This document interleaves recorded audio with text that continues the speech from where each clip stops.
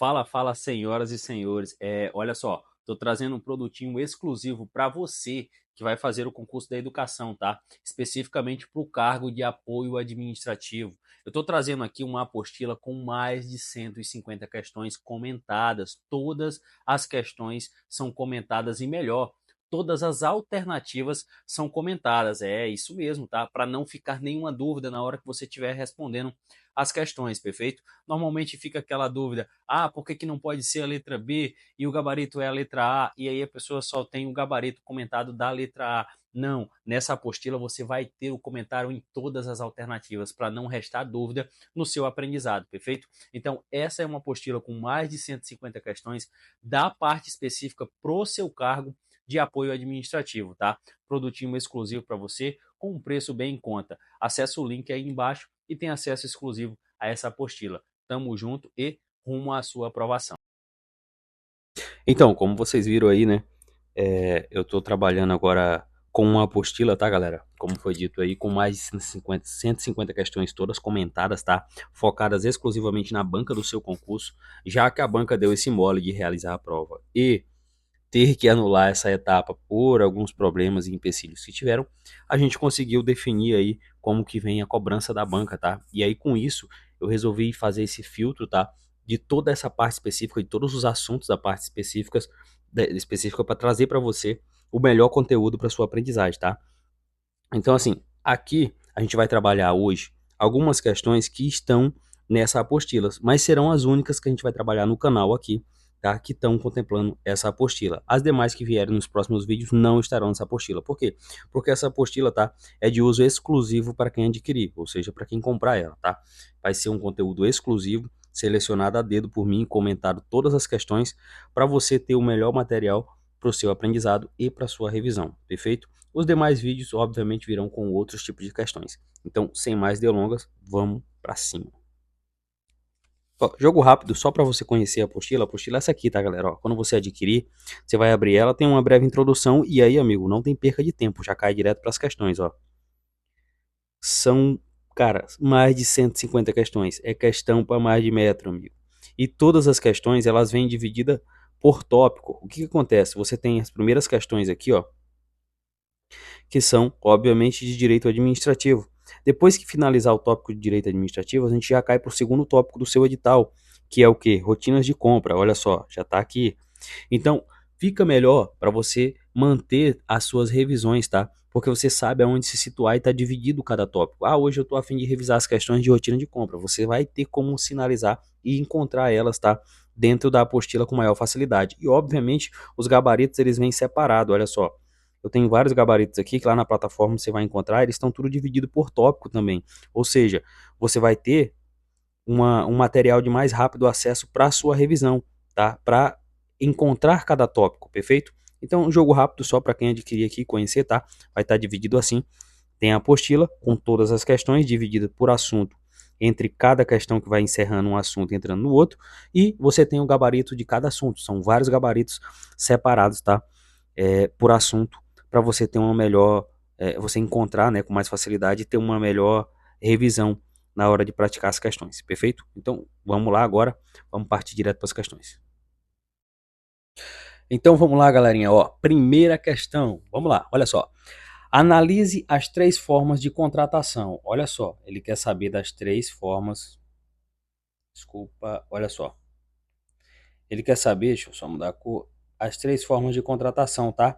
De funcionários relacionados a seguir por uma empresa pública. Olha só, guarda isso aqui, tá? Item 1, olha só. Através de prévia aprovação em concurso público. É disso aqui. Olha só. Através de prévia aprovação. Isso aqui é uma das formas de contratação de funcionário para uma empresa pública? É sim, amigo. Tá? Isso aqui está correto, tá?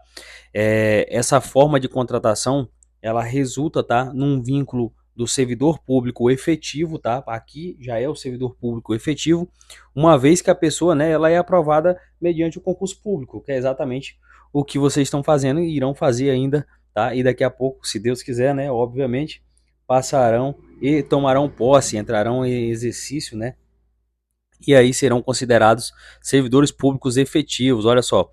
E isso também, né, no caso, é exigido, tá, para servidores efetivos no serviço público, incluindo, tá, as empresas públicas. Opa,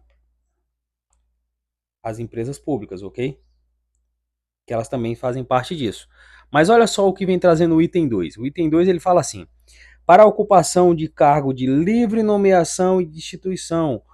Ed, isso aqui tá errado, tem que ser servidor efetivo. Não, amigo, isso aqui tá certo, tá? Isso aqui também é uma forma, tá? É uma das formas de contratação de uma empresa pública, tá? Embora o cargo de livre nomeação e destituição ele seja normalmente ocupado por servidores comissionados, né? A jurisprudência e a doutrina, elas entendem, tá? Que esses cargos eles também se configuram como uma fórmula de um vínculo com a administração pública, embora, tá? Com características diferentes da dos servidores efetivos, que são esses que são previamente aprovados em concursos públicos, tá? Portanto, esses cargos são uma modalidade, sim, tá? De constituir, né? De ter a contratação e se tornarem servidores públicos, mas não no sentido de efetividade, tá? Mas, no entanto, são sim, é sim uma forma de provimento, perfeito? Então, isso aqui também está correto. É de tá, ó, entraria com recurso. É, tu acha que ninguém tentou? Olha só, item 3. O item 3 fala assim: para entender, para atender, né, a uma necessidade temporária e de excepcional interesse público. Ah, Ed, agora isso aqui tá errado. É, amigo. Não tá, não. Isso aqui também tá correto, tá? Por quê? Porque isso aqui também é uma forma de contratação em uma empresa pública, tá? A contratação para atender uma necessidade temporária, excepcionalmente de interesse público, ela pode ocorrer por contrato administrativo. E, de fato, se caracteriza, né, como uma modalidade de servidor público, ainda que não seja efetiva, igual é o nosso segundo item. Esses contratos temporários, eles têm um vínculo jurídico com a administração pública, tá?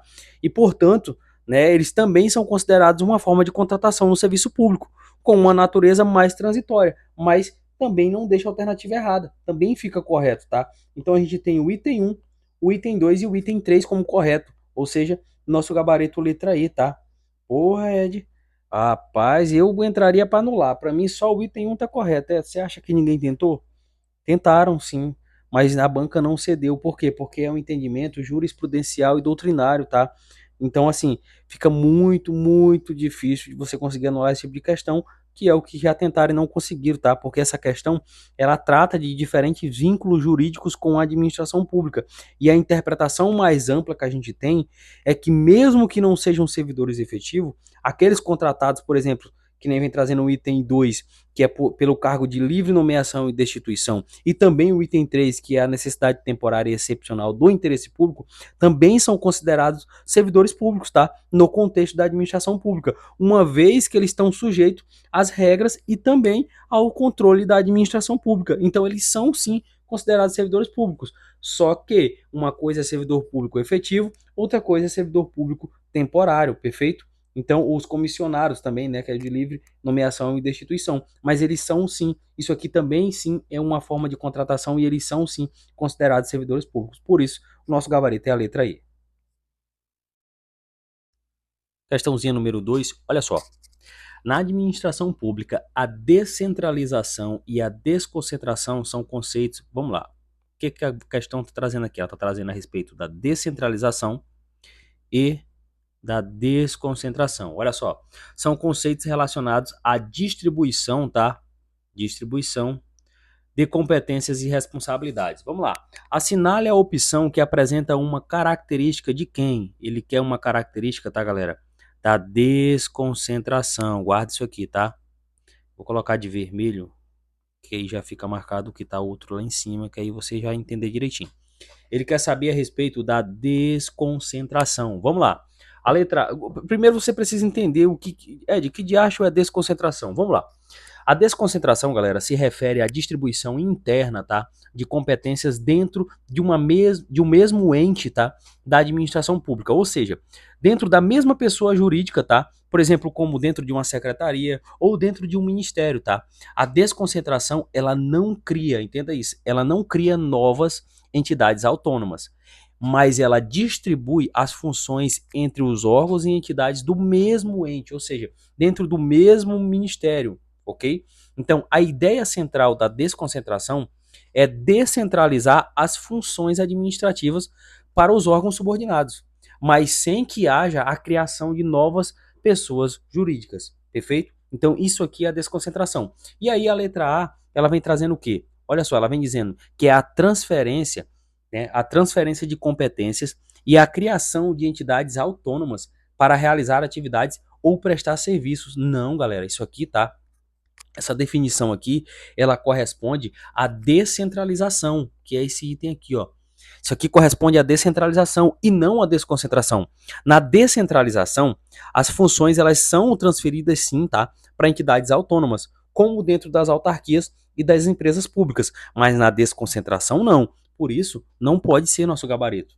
A letra B, ela fala que é a distribuição interna de funções dentro de uma mesma entidade ou órgão. Olha só, perfeito, a gente acabou de ver isso aqui, tá? A gente acabou de ver isso.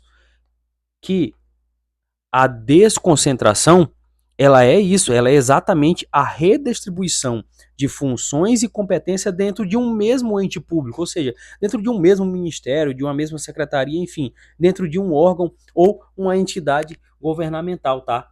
Dentro de um governo central, tá? Então, assim, é essa distribuição, tá? Essa distribuição de funções e competências dentro da mesma organização, dentro de um mesmo órgão, perfeito? Então, por isso, o nosso gabarito é a letra B. A letra C, ela fala que é maior autonomia, tá, das entidades em relação ao poder central. Aqui tá errado, tá?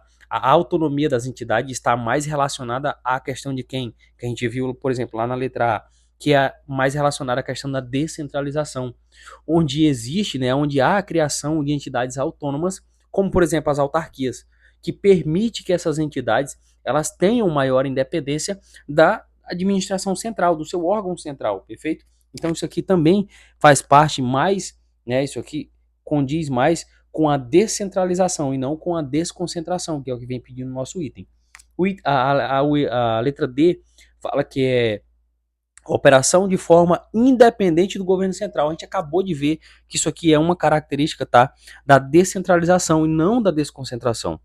E a letra E fala que é a flexibilidade na prestação de serviços públicos. Galera, embora a flexibilidade, tá, ela possa ocorrer em qualquer processo de gestão pública, a característica de flexibilidade, ela não é um conceito específico da desconcentração, tá? Ela é mais para a parte da descentralização. Por isso também não pode ser nosso gabarito. Em resumo, né, a gente viu aí que o nosso gabarito é a letra B, que a desconcentração ela envolve essa distribuição de funções dentro de uma mesma estrutura organizacional, sem criar novas entidades autônomas, perfeito? Então, o nosso gabarito correto aqui, tá? Letra B. Show? Vamos subir aqui, essa questãozinha é meio grande. Olha só, questão número 3. Aqui a gente já muda de tema. A função compras diz respeito a todo o complexo que envolve o processo de planejamento da aquisição, licitação, julgamento de propostas e fornecimento de materiais e serviços, bem como a contratação de fornecedores destinado ao fornecimento dos materiais e serviços utilizados pelas empresas. Ou seja, esse processo envolve objetivo como? Vamos lá. Que objetivos envolve? Olha só, esse processo, tá? Todo esse processo que a gente leu aqui, ele envolve objetivos como? Aí ele vem trazendo aqui no item 1, tá? No primeiro item. Deixa eu só aqui. Primeiro item, comprar de forma eficiente, maximizando o ganho para a empresa dentro dos padrões éticos. Perfeito. Isso aqui faz parte sim, tá? Das funções de compra. As funções de compra, tá? Ela é um processo complexo que envolve várias etapas para garantir que o material e os seus serviços necessários eles sejam adquiridos de forma eficiente e dentro dos padrões exigidos pela empresa, né? Então dizer que comprar, né, comprar de forma eficiente, maximizando, né, essa questão dos ganhos, né, para a empresa dentro dos padrões, isso aqui faz parte sim da função de compra. por isso está correto. Olha o item 2, garantir o suprimento dos materiais nas quantidades e nos prazos exigidos pelos usuários. Também está perfeito, tá? Esse item também está correto. Um dos principais, né, objetivos das compras é garantir que os materiais necessários eles estejam disponíveis na quantidade e no prazo, né, adequado para os usuários. O item 3 fala criar e desenvolver de forma premente, eu acho que isso aqui tá errado, não era para ser assim, tá? Premente e intensiva, um cadastro de fornecedores de suprimentos que dê garantia quanto ao fluxo de materiais a serem abastecidos na empresa. Olha só, isso aqui também está correto. Por quê? Manter um cadastro atualizado, tá, de fornecedores, ele é sim essencial, tá, para garantir que a empresa tenha acesso a materiais de qualidade e no tempo necessário, além de te ajudar, tá, a evitar problemas em questão de fornecimento. Então, isso aqui também está correto. O item 4, vamos lá, o item 4 fala assim. Opa. O item 4 fala assim, essa questão grande, né? Chata, ó. Manter uma boa articulação tanto internamente nas empresas, quanto com o mercado em geral, e especialmente com o mercado fornecedor dos insumos e produtos exigidos pela empresa. Isso aqui também está correto, porque, olha só, essa questão da articulação interna e externa também, ela é fundamental, né, para que o processo de compra ele seja bem sucedido. Desde a comunicação entre os departamentos até, né, o relacionamento com a questão dos fornecedores, né, os produtores dos insumos. Então, isso aqui também está correto, também faz parte dessa função de compras. E o último item fala que é criar rotinas e procedimentos dentro dos processos de aquisição que sejam ágeis e permitam um efetivo controle de todo o processo. Isso aqui também está correto, tá, galera? Por quê? Porque a criação de uma rotina eficiente e de controle, ela é essencial para garantir que o processo de compras ele ocorra de forma ágil e também organizada. E isso faz o quê? Isso evita falhas e também desperdícios, tá? Então todos os itens aqui, eles estão corretos, ó. Nosso gabarito, letra E, tá? Todos esses itens, eles estão corretos e eles fazem parte, sim, dessa questão dessas funções nas compras, tá? Faz parte dessa rotina de compra que a gente tem. Então, gabarito letra E. Olha só, questãozinha número 4. Analise as afirmativas abaixo acerca das rotinas administrativas. Olha só.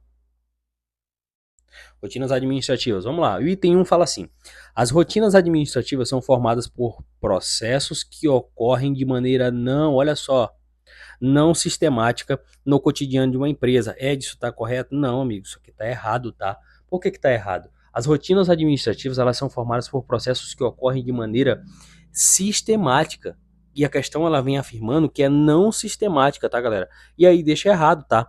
Por quê? Porque tem que ter essas rotinas sistemáticas para existir, obviamente, o que? A rotina, tá? Então isso faz sim parte das rotinas administrativas. Tudo é feito de maneira sistemática, tá? No cotidiano, tudo tem a sua rotina, tá? Tem o seu sistema de como tem que ser feito durante o dia. Então dizer que tudo isso ocorre de maneira não sistemática deixa a questão errada. Olha o item 2. São exemplos de rotinas administrativas. A emissão de notas. Opa, riscou em cima. Olha só. A emissão de notas e recibos e o controle da entrega e saída de materiais. Perfeito. Isso aqui está correto, tá? De fato, as rotinas administrativas elas podem ocorrer, né? Ela pode ocorrer a necessidade dessa emissão de notas e recibos e também essa questão do controle, tá? Tanto da entrega quanto da saída de materiais. O item 3 fala assim: as rotinas administrativas, olha só, não exigem um conhecimento técnico. Parou por aqui, já está errado, né? Mas o domínio de tecnologia é essencial, sim. O domínio de tecnologia é sim essencial.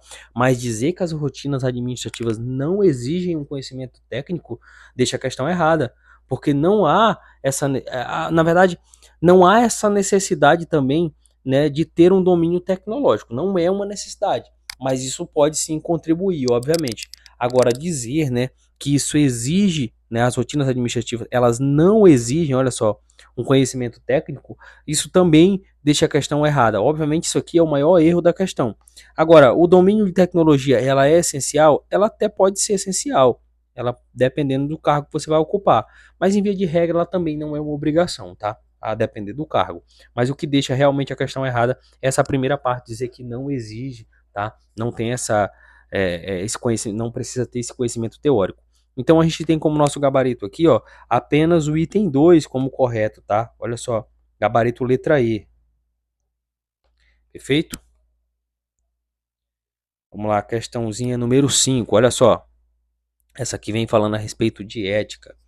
Sobre a ética no serviço público, analise os acertos abaixo. Olha só o item 1. Vamos lá. O item 1 fala assim: o servidor público pode aceitar, tá? Presentes de valor significativo. Olha só, guarda isso aqui. Ele pode aceitar, tá? Presentes de valor significativo caso sejam oferecidos durante o empenho das suas funções. Olha só, durante o empenho das suas funções. Cara, isso aqui tá errado. Por que isso aqui tá errado? Eu não posso receber um presentinho, não? Um agrado no meu serviço? Não, amigo. Dependendo de como você vai receber esse agrado, não pode não, tá? Por quê? Porque o Código de Ética, ele proíbe que o servidor público, tá? Ele aceite presente, gratificações ou qualquer tipo de benefício de valor significativo para evitar o quê? Evitar essa questão dos conflitos de interesse e também para preservar a integridade do serviço público. Apenas brindes, né, sem valor comercial, né, sem valor relevante, né, eles podem até ser aceitos, mas também não é tão recomendado, tá? Então, de forma clara, isso aqui está errado, tá? Esse primeiro item ele está errado. Olha o item 2. Os servidores públicos não, olha só, não têm, tá, a responsabilidade de garantir a transparência e a prestação de contas aos cidadãos. Porra, cidadãos, completamente errado, né, galera? É óbvio que isso aqui está errado. Os servidores públicos, eles têm a obrigação de garantir a transparência, né, das suas ações e prestar contas, sim, com os cidadãos, de acordo com o princípio que a gente tem da administração pública, que a gente sabe que tem vários princípios lá, que é o da legalidade, moralidade, publicidade, eficiência, enfim. Então, assim, todos os dois itens aqui, eles estão errados. Então, ó, nosso gabarito aqui vai ser letra D, olha só. O item 1 e o item 2 estão incorretos, perfeito? Questãozinha número 6, olha só. Júlia é uma servidora pública que cumpre rigorosamente com seus horários e dias de trabalho, além de ter compromisso com suas atribuições. Porra, Júlia é uma servidora pública exemplar, na verdade. Ao longo da sua carreira, ela busca constantemente, olha só, aprimorar as suas habilidades e conhecimentos, a fim de ser uma profissional cada dia melhor. Rapaz, a Júlia é foda, né? Vamos lá. Com base na conduta de Júlia, assinale a alternativa correta. Olha só, o item 1 fala assim: ser comprometida com as suas funções é uma postura ética, mas olha só, mas a sua assiduidade não está relacionada a esse tema. Completamente errado, né, amigo? É óbvio que isso aqui tá errado. Por quê? Porque a assiduidade, ela tá sim relacionada a esse tema, tá? A assiduidade, ou seja, a assiduidade, ela é o cumprimento rigoroso, tá? Que ela tem dos horários e dias de trabalho e está sim diretamente relacionada à questão da ética profissional. E a ausência, tá, injustificada ou a falta, né, de cumprimento com os seus horários pode ser considerada uma conduta antiética, ou seja, ela prejudica, né, o bom funcionamento do serviço público e o cumprimento das atribuições. Então a assiduidade, ela faz sim parte, tá? E ela está sim relacionada a esse tema, né, que é a ética do serviço público aqui que Júlia está seguindo, porra, do jeito que tem que ser, né?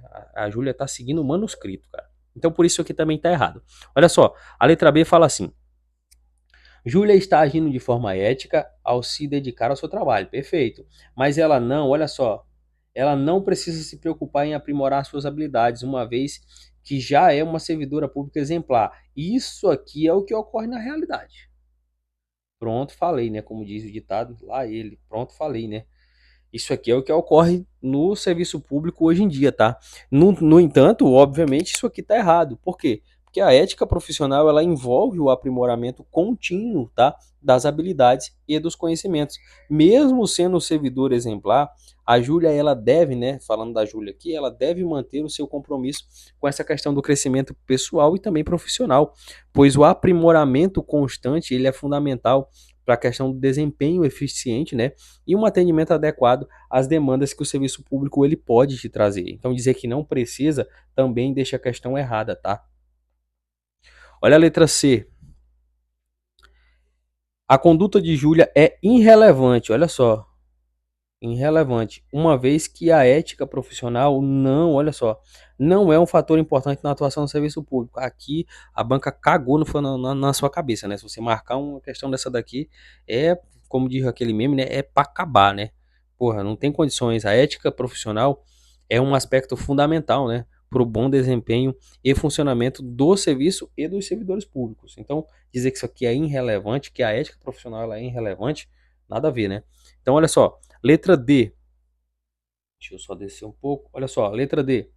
Júlia está agindo de forma antiética? Não. Pelo contrário, Júlia está agindo de forma ética, tá? Pois está fazendo mais do que o necessário só para agradar os seus superiores. Nada a ver, tá? Então isso aqui também está errado. E obviamente, tá? A gente tem como nosso gabarito aqui, ó. A gente tem como nosso gabarito letra E. O que, que a letra E fala? A letra E diz assim: que a conduta de Júlia é um exemplo positivo de ética profissional, demonstrando responsabilidade e dedicação ao serviço público. Aqui não resta dúvida, né, galera? Que a conduta de Júlia aqui está completamente correta e dentro dos princípios e do padrão da ética profissional. E, portanto, é o nosso gabarito. Vamos lá, questãozinha número 7. Olha só, a questãozinha número 7 ela está quebrada aqui em uma parte e outra, mas vai dar para entender. E essa é uma questão que causa bastante confusão na cabeça da galera. Por quê? Porque a galera confunde muito o princípio da pertinência com o princípio da proveniência. Mas vamos lá, olha só. Em relação aos princípios arquivísticos, o princípio, olha só o que é que ela está querendo, o princípio da pertinência estabelece o quê? Aí a galera vem e marca aqui uma descrição que tem a ver com o princípio da proveniência. Entenda, princípio da pertinência é uma coisa, princípio da proveniência é outra. Ed, o que, que é o princípio da pertinência? O princípio da pertinência, galera, ele defende que os documentos eles sejam reclassificados por assunto, desconsiderando, tá, a proveniência e a classificação original. Ou seja, esse princípio, embora historicamente, né, é utilizado contrariamente ao princípio da proveniência, que é o que a galera confunde, que é amplamente adotado, né, na questão da arquivologia moderna que a gente tem.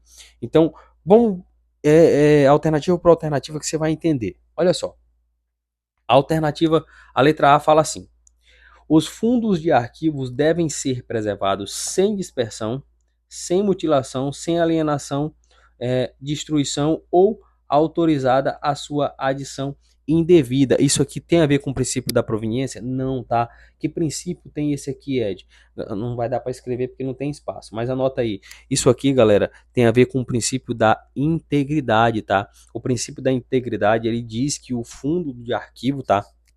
Que garante que os fundos de arquivos eles sejam sim, tá, preservados sem dispersão, sem mutilação e sem destruição, tá? Então isso aqui tem a ver com o princípio da integridade e não com o princípio da pertinência, como vem pedindo o nosso enunciado. Olha a letra B. A letra B fala: documentos de arquivos que devem conservar seu caráter único e em função do seu contexto de produção, independentemente da sua forma, de seu gênero e do seu tipo ou do seu suporte. Isso aqui tem a ver com o princípio da pertinência? Não.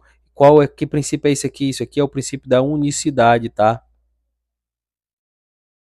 Isso aqui tem a ver com o princípio da unicidade, tá? O princípio da unicidade, ele confirma o caráter único dos documentos no contexto da sua produção, perfeito?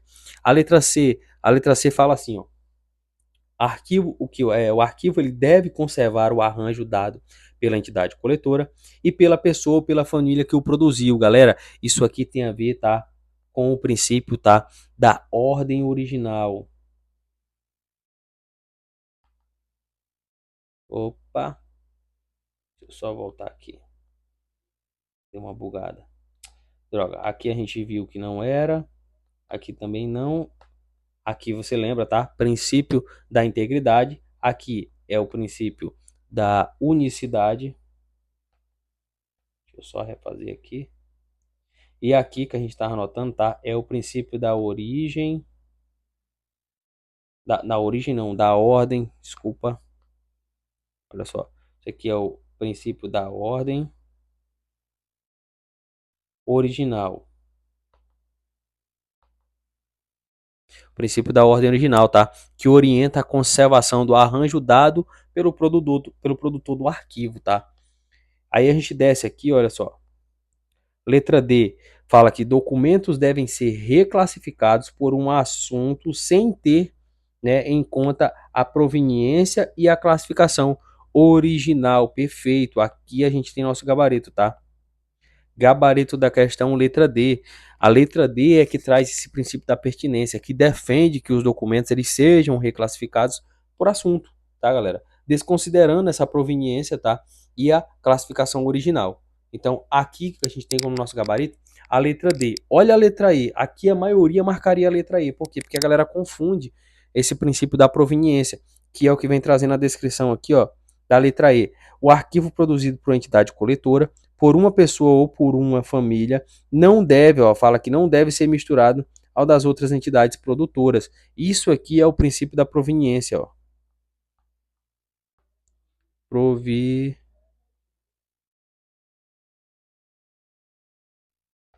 Proveniência, tá? Que parece muito também com o princípio, ó, com o princípio da ordem original, mas veja que tem algumas mudanças, tá?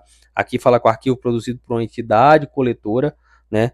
Por uma pessoa, por uma família, que não deve ser misturado das outras entidades produtoras. Já a letra C fala que o arquivo ele deve conservar o arranjo dado pela entidade coletora, pela família ou pela pessoa, né, ou família que produziu. Então a galera também confunde muito isso.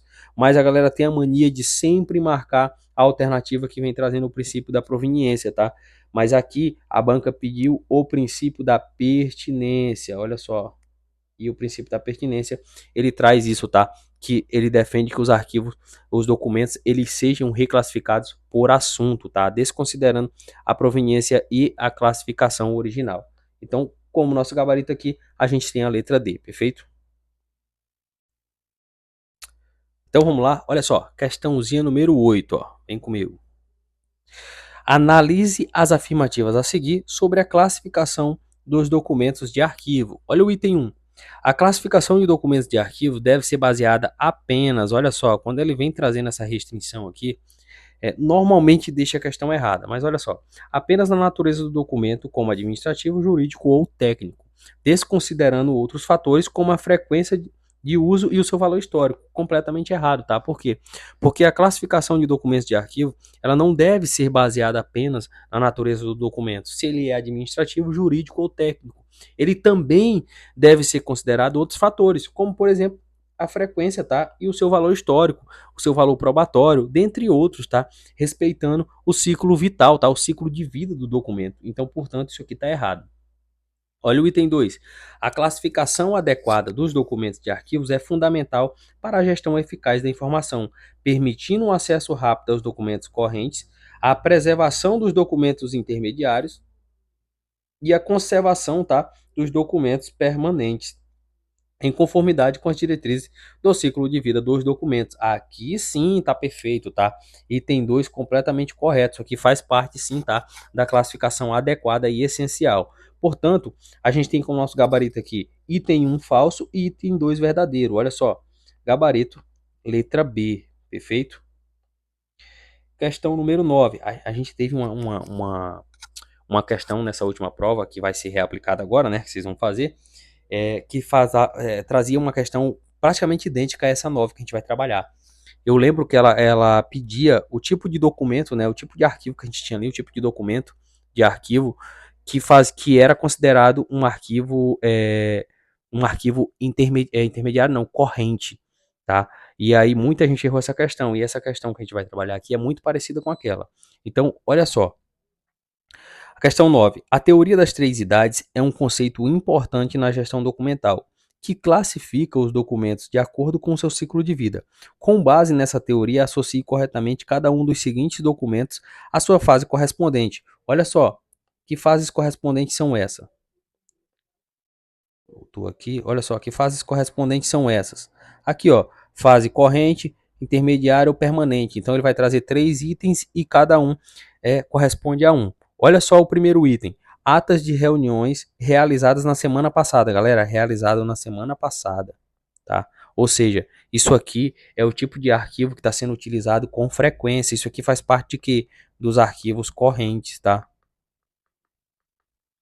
Então a gente já tem aqui o nosso primeiro item como arquivo corrente. A gente tem também, tá?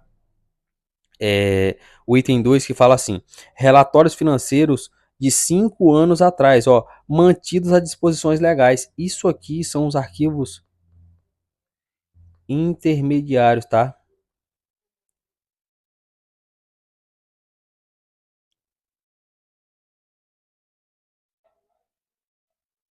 Isso aqui são os arquivos intermediários, tá? São os arquivos intermediários, isso exatamente. Por quê? Porque são relatórios, ó, de algum tempo atrás que não está sendo utilizado com tanta frequência, mas eles estão mantidos à disposição, ou seja, eles podem ser utilizados a qualquer momento. Então eles fazem parte dos arquivos intermediários, tá?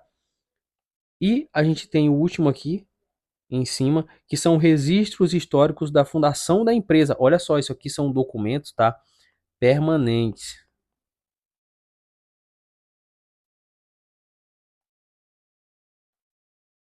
São arquivos permanentes, tá? Ou seja, pelo seu valor histórico, eles estão guardados, olha só, preservados, tá?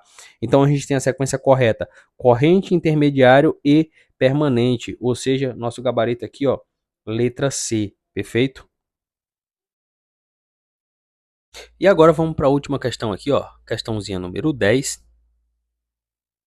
Olha só. Questãozinha número 10 que vem trazendo aqui a respeito da redação oficial, né? Olha só. Qual o documento oficial que pode ser definido como sendo uma correspondência? Guarda isso aqui, ó. Vamos guardar alguns detalhes aqui. Olha só.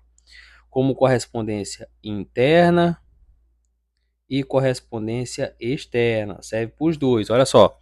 Trocada entre autoridades de uma hierarquia equivalente ou enviada a alguém de hierarquia superior, ó, a daquele que assina, cujo uso está restrito ao tratamento de assuntos oficiais, conforme ordens legais, né, pelos órgãos da administração entre si e também com particulares. Galera, isso aqui está descrevendo que tipo de documento, tá? Que tipo de documento a gente tem aqui, galera? A gente tem aqui um ofício, tá? Gabarito letra C. Por quê? Porque o ofício ele é o documento oficial utilizado para as comunicações internacionais, né? Ou comunicações internas e comunicações externas entre autoridades de supervisão, né? Ou seja, de hierarquia equivalente ou, né? Quando é enviado a autoridades de hierarquia superior, tá? E é usado para tratar de assuntos formais relacionados às funções administrativas, respeitando, tá? Obviamente, todas as normas que a gente tem, né, do Manual da Redação da Presidência da República. E ele também é utilizado entre si e também entre particulares, perfeito? Então a gente tem aqui como nosso gabarito, letra C, o ofício. Por que que não pode ser, por exemplo, a gente tem aqui, entre outros, por exemplo, o requerimento. Vamos detalhar cada um aqui. Olha só. O requerimento, tá? É um documento administrativo pelo qual o cidadão ou o servidor também, tá? Ele solicita algo à administração pública. Então não tem nada a ver com isso. A letra B fala que é o edital. O edital a gente sabe que edital, por exemplo, é um documento público, né, que tem uma finalidade de convocar ou informar o público em geral a respeito dos atos da administração, como por exemplo concurso público ou licitações. E a gente tem também a letra D, que fala da ata, que é um documento utilizado para registrar, tá, de forma sucinta e objetiva, o que ocorreu, por exemplo, em uma reunião, em uma assembleia ou em uma sessão, enfim, que se trata, né, isso, na verdade, não se trata de uma correspondência oficial. Então, a gente tem como nosso gabarito aqui, letra C, que vem trazendo a descrição do ofício, perfeito? Então, aqui a gente finaliza mais umas questões, tá? Dessa vez, umas questões retiradas da apostila que eu estou vendendo aí para vocês, tá? Com mais de 150 questões comentadas, tá? Todas comentadas e detalhadas para você e todas selecionadas a dedo de acordo com a profundidade que a sua banca veio cobrando na primeira prova, que provavelmente vai vir cobrando na segunda, né? Porque é a mesma banca, o mesmo edital, os mesmos conteúdos, perfeito? Então, tamo junto e até a próxima. Qualquer coisa, tá, galera? Vai ficar um link aí embaixo, né, para comprar a apostila já direto, e também eu vou deixar o meu número no WhatsApp, o link do grupo exclusivo também, que a gente tem lá. O ideal é que você faça parte, tá? E também a minha rede social. Então, qualquer coisa é só entrar em contato que a gente resolve. Show? Tamo junto e até a próxima.